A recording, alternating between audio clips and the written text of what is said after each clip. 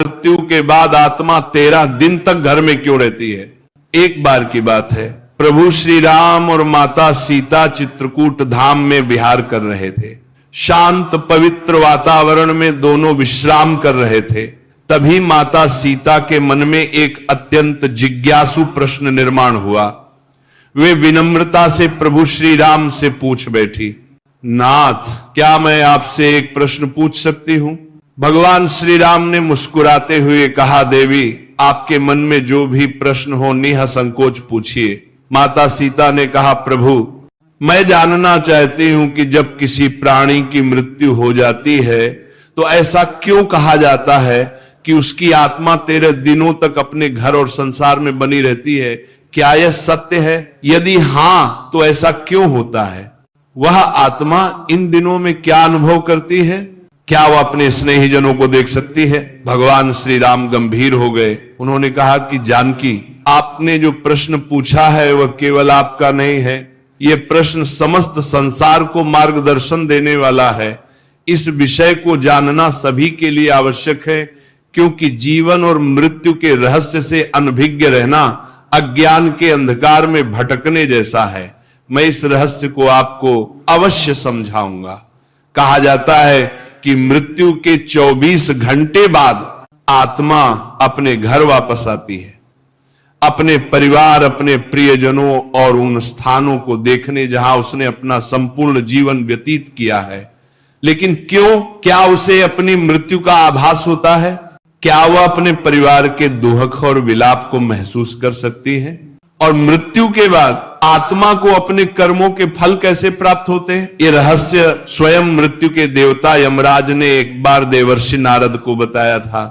यमलोक के अधिपति यमराज ने बताया कि आत्मा का यह सफर केवल शारीरिक मृत्यु का अंत नहीं, बल्कि एक नए प्रारंभ की ओर बढ़ने की प्रक्रिया होती है। आज के इस प्रवचन में हम आपको वही कथा सुनाने जा रहे हैं जो स्वयं यमराज ने नारद जी को सुनाई थी। ये कहानी आपको मृत्यु के बाद आत्मा के अनुभवों और उसके वास्तविक सत्य को समझने में मदद करेगी। एक बार मृत्यु के देवता यमराज यमपुरी में अपने सिंहासन पर विराजमान थे। चारों ओर दिव्य प्रकाश फैला हुआ था। यमलोक के दूत अपने कार्यों में व्यस्त थे। तभी वहां देवर्षि नारद का आगमन हुआ। उनके हाथ में दिव्य वीणा थी और मुखमंडल पर तेज झलक रहा था। उन्होंने यमराज को प्रणाम किया। यमराज ने मुस्कुराते हुए उनका स्वागत किया और बोले, देवर्षि, आज आपके आगमन का क्या कारण है? मुझे प्रसन्नता है कि आप यमलोक पधारे। कहिए, कैसे आना हुआ? नारद मुनि ने विनम्रता से उत्तर दिया, धन्यवाद प्रभु। मैं पृथ्वीलोक का भ्रमण कर रहा था और वहां मैंने एक विचित्र दृश्य देखा जिसने मेरे मन में कई प्रश्न उत्पन्न कर दिए।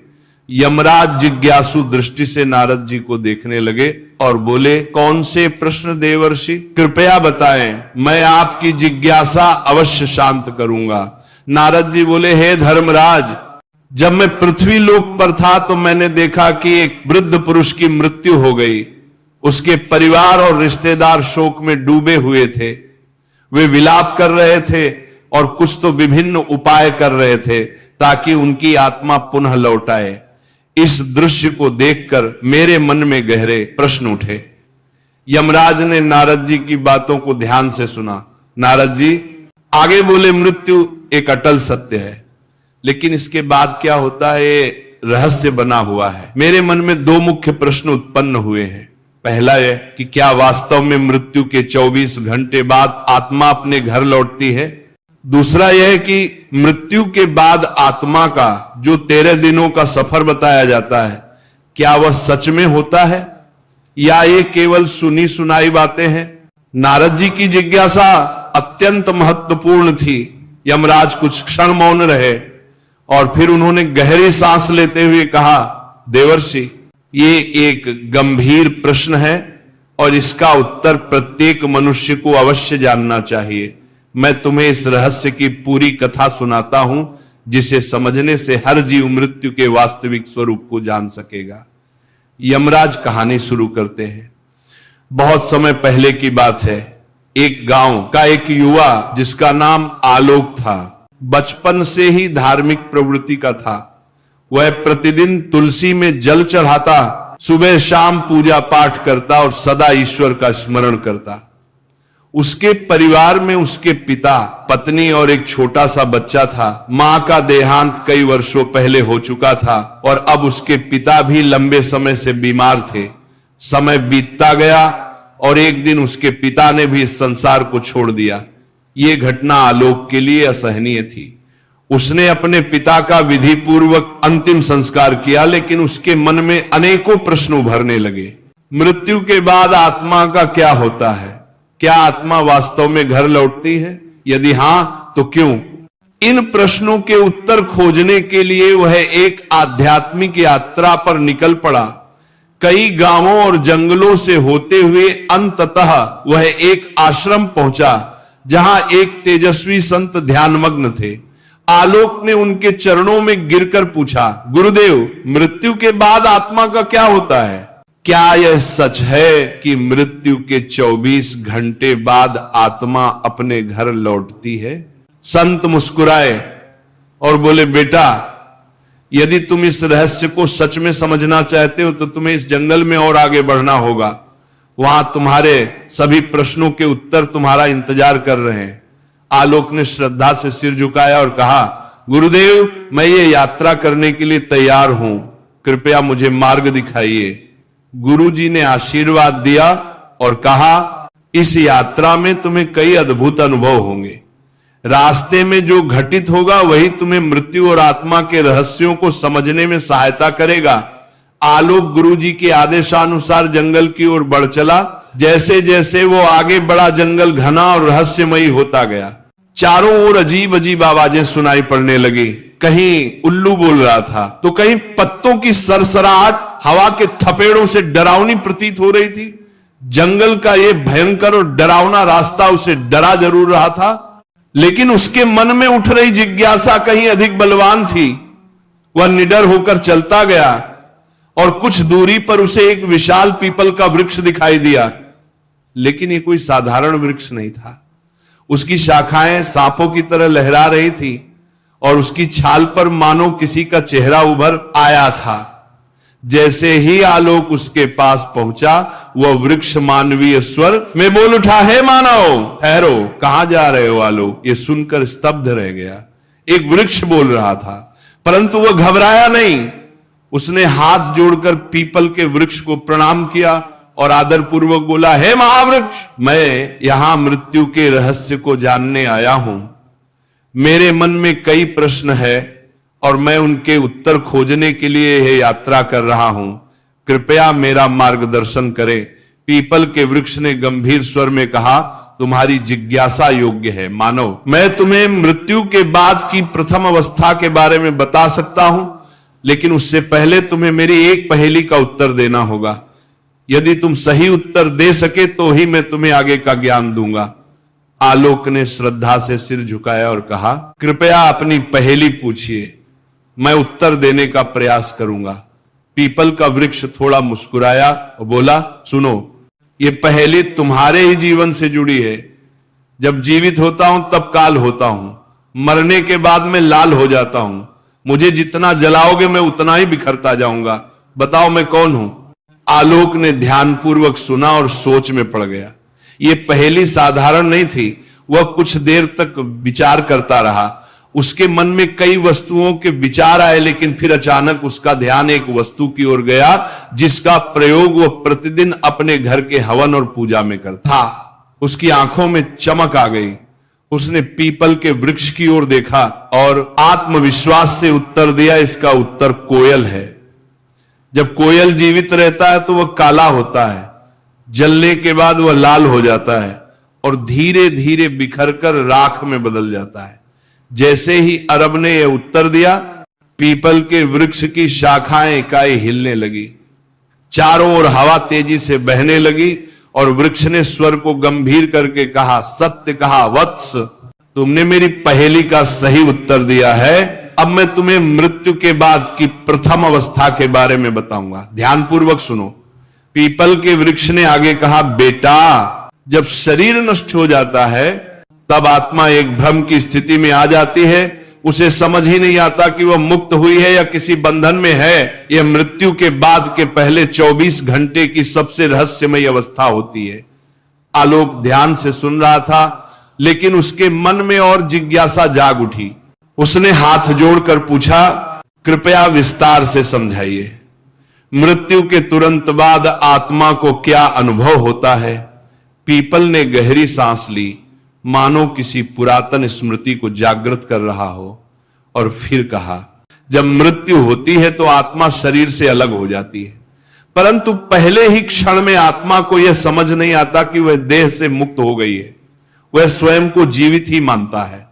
यह ठीक वैसा ही है जैसे कोई गहरी नींद में हो और अचानक नींद टूट जाए, परंतु उसे यह भान ना हो कि वह जाग चुका है। आत्मा उसी स्थिति में भटकती रहती है। आलोक ने चकित होकर पूछा, क्या आत्मा को अपना मृत शरीर दिखाई देता है?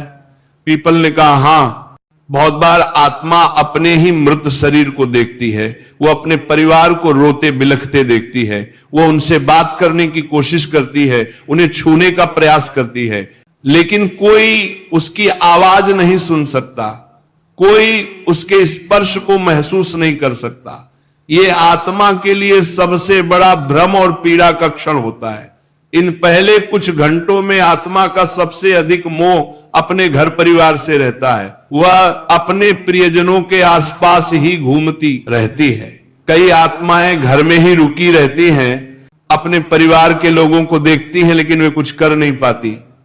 कभी कभी आत्मा को यह आभास भी होता है कि वो अभी भी जीवित है, उसे भूख लगती है, प्यास लगती है, लेकिन जब वह भोजन की ओर बढ़ती है तो पाती है कि वह खा नहीं सकती। जब वह अपने प्रियजनों को गले लगाने का प्रयास करती है तो पाती है कि वह उसे महसूस नहीं कर सकती। यह स्थिति आत्मा के लिए सबसे अधिक कष्टदायक होती है। आलोक की आंखों में विस्मय और करुणा दोनों झलक उठे। उसने पूछा, क्या आत्मा को अपने कर्मों का आभास होने लगता है? पीपल का स्वर और गंभीर हो गया और उसने आगे कहा, हां, जैसे जैसे समय बीतता है आत्मा को धीरे धीरे अपने कर्मों का आभास होने लगता है। यदि उसके जीवन में अच्छे कर्म थे तो उसे भीतर से शांति अनुभव होती है, लेकिन यदि उसने बुरे कर्म किए थे, किसी का दिल दुखाया था, अधर्म किया था, तो वह पीड़ा से भर उठती है। उसे अपने ही पापों का बोझ महसूस होने लगता है। कई आत्माएं इतनी अशांत होती हैं कि वे घर के भीतर ही अटक जाती हैं और उनका शरीर जलाया जाता है, तब भी वे वही भटकती रहती हैं। इसलिए शास्त्रों में कहा गया है कि मृत्यु के तुरंत बाद गीता का पाठ करना चाहिए, आत्मा के लिए प्रार्थना करनी चाहिए, ताकि वो अपने मोह को त्याग कर आगे की यात्रा पर बढ़ सके। 24 घंटे के भीतर आत्मा को धीरे धीरे यह समझ आने लगता है कि वो अब इस संसार में नहीं रही, लेकिन तब तक उसका मोल इतना अधिक बढ़ जाता है कि वो अपने घर वापस लौटती है।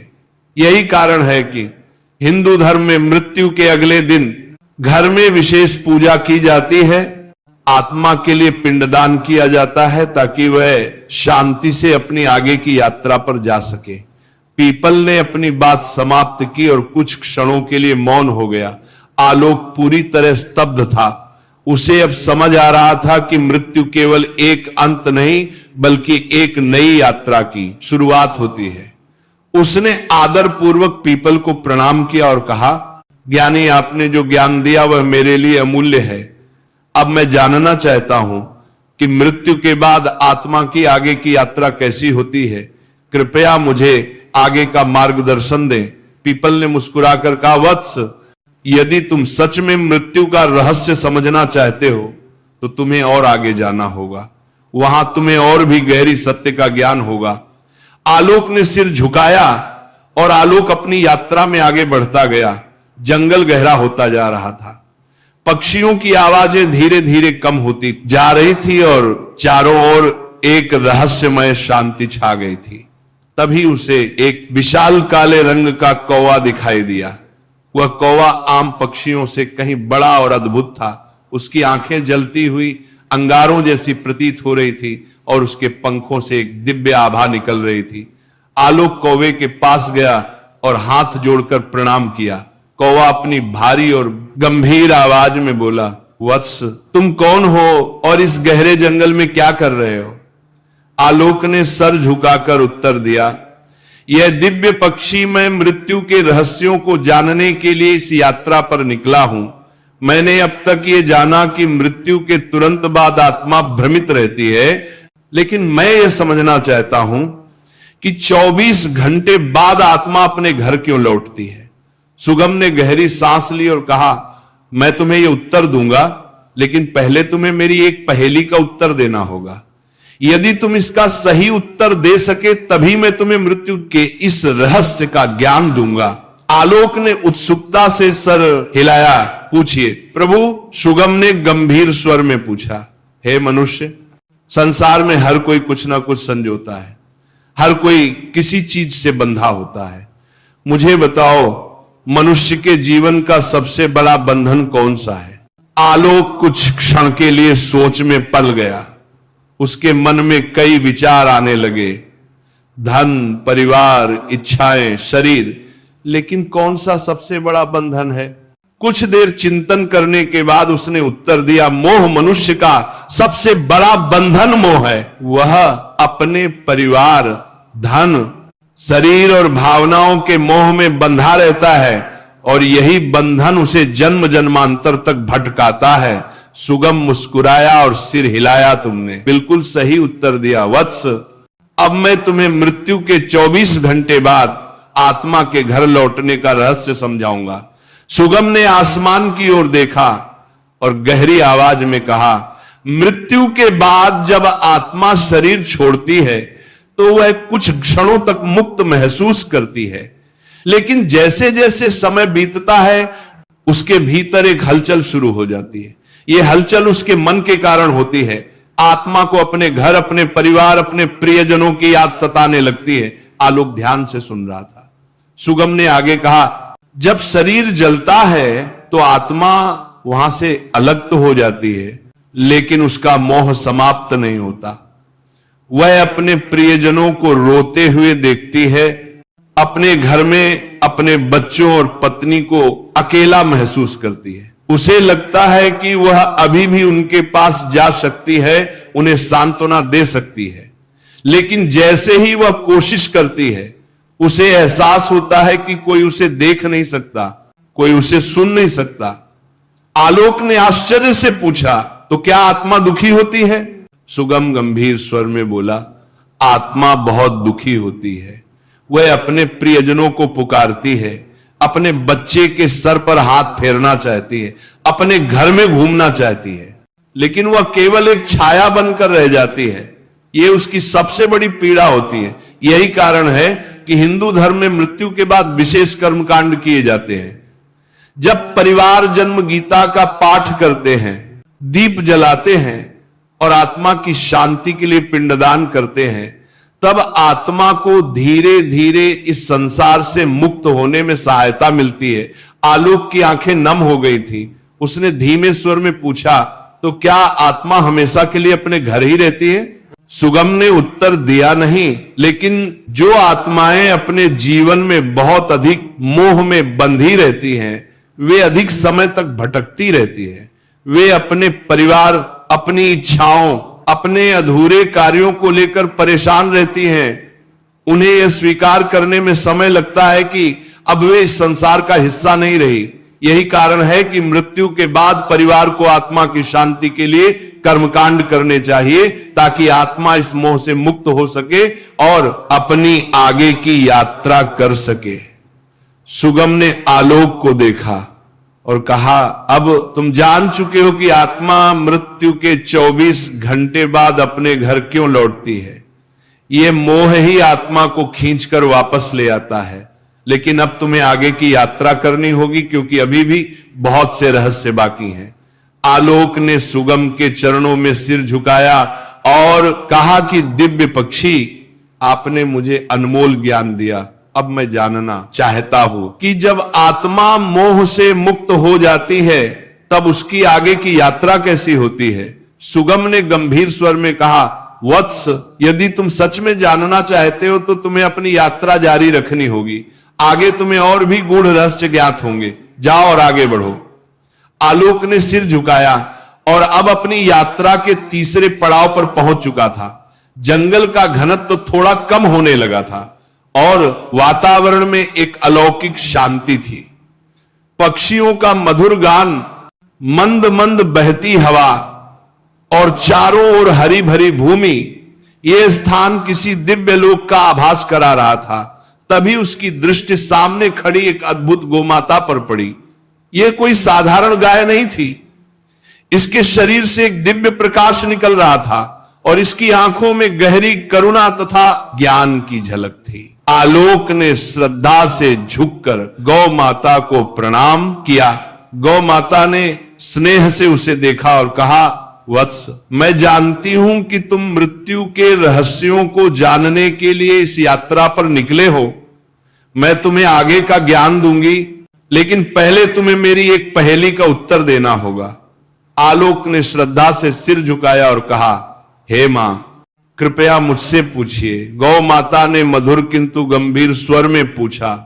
मनुष्य अपने जीवन में कई चीजों को संजोता है, धन, परिवार, प्रतिष्ठा, ज्ञान, लेकिन बताओ उसके लिए सबसे महत्वपूर्ण संपत्ति कौन सी है जो मृत्यु के बाद भी उसके साथ जाती है? आलोक गहरे चिंतन में पड़ गया। वह सोचने लगा, धन